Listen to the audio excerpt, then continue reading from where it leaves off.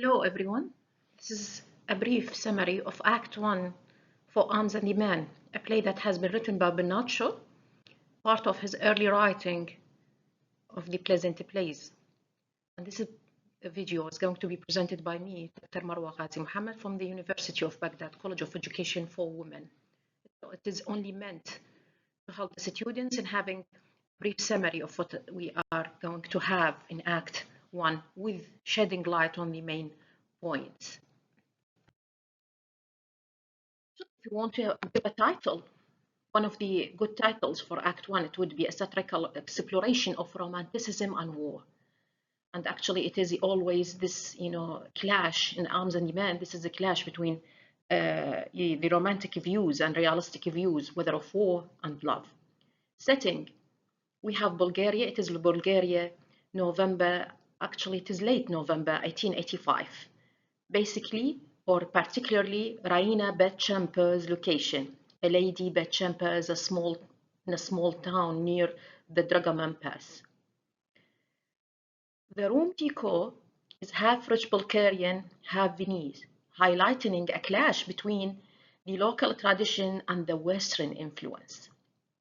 The whole atmosphere, the night is described as wonderfully white and beautiful, with starlight reflecting off the snowy Balkans peaks visible from the balcony. Here we have, if you want to say it is the heroic ideals versus the reality, that whether we have heroic ideals or not. The victory, one of the main things that we have is the victory. Catherine Petkov, Raina's mother, brings news of the Bulgarian victory at Sliventanza, won by Raina Viance Sergius.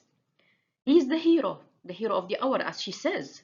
Sergius is celebrated for leading a cavalry charge without orders, being the first to sweep through the enemy's guns.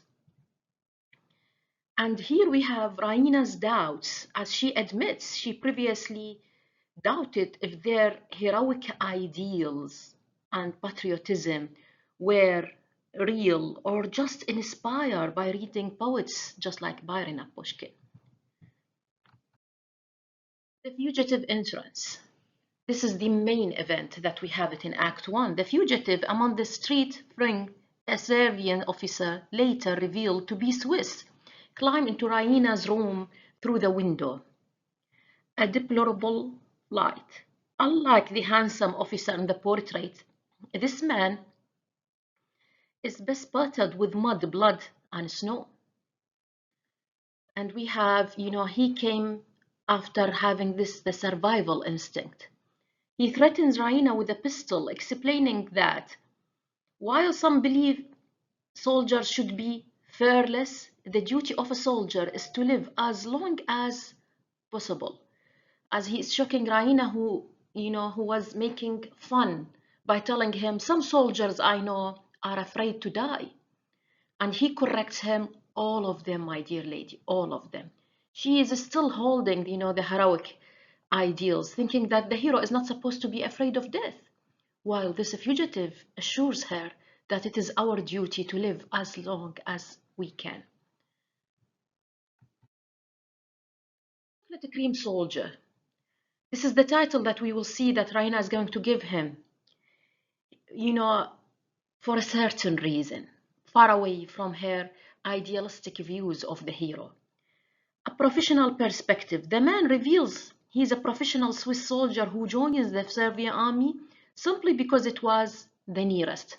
So it was only, a work for him. It was that he didn't join the army for the sense of patriotism and not for searching for being the hero. Practicality over heroics. Raina is outraged to learn that he carries chocolates instead of cartridges, claiming that he always finishes his sweets before his ammunition. This was the shock when the shock to know that he carries chocolates, and she thinks that he is making, he looks like a schoolboy even in the field. And he assures her that there are always two kinds of soldiers, young soldiers versus old soldiers, and the difference between It's the difference between inexperienced and the experienced ones. Of course, the old soldiers are the one who have the experience, and he is one of them, though he is not an old. Exhaustion, he seems very exhausted, having been under the fire for 3 days. He admits that he is as nervous as a mouse and desperately needs sleep. Subverting the coverly charge. Here we have the same coverly charge which has been described by Catherine as, Sergius is the hero of the hour. Now, the man is going to give us another description in which he says, describe Sergius' foolishness. The man describes the famous coverly charge as unprofessional, as he and his regiment simply committed suicide. He is a reference to Sergius, in which he compares him to different things. One of them is to the illusion man, by making a comparison between Sergius and Donquist, who mocks the lead officer Sergius for charging at the windmills, noting that the charge only succeeded because the Serbs had the wrong cartridges. If they had right ammunition, the Bulgarian army, or let's say the regiment which has been led by Sergius, would have died. And after he give the realistic description in what he thinks, we have the portrait. Raina reveals the madman in this story is actually her fiancé, leaving the Swiss soldier remorseful yet tickled by irony. Protection and hospitality. Here we have, one of the things that after the revelation that the fool man is actually her future husband, then she insists he has to leave.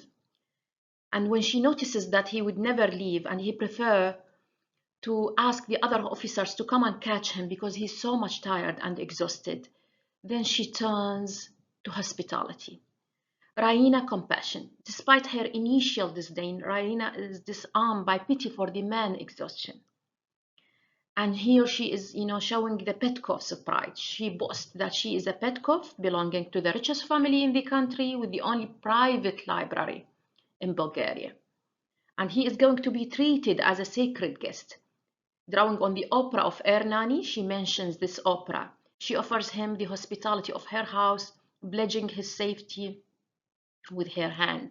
And the opera of Ernani, the story of it, matches the story of the fugitive in her room. And this, tell us something about her romantic ideals in saving him, plus her sense of humanity in saving the fugitive. The final part of the act, we have the total collapse. While Raina goes to find her mother, as he asks her that she should tell her mother, the man falls into a blissful and profound sleep on her bed, unable to stay awake even in danger. Catherine's shock. Upon returning, Catherine is scandalized to find the fugitive in her daughter's bedroom.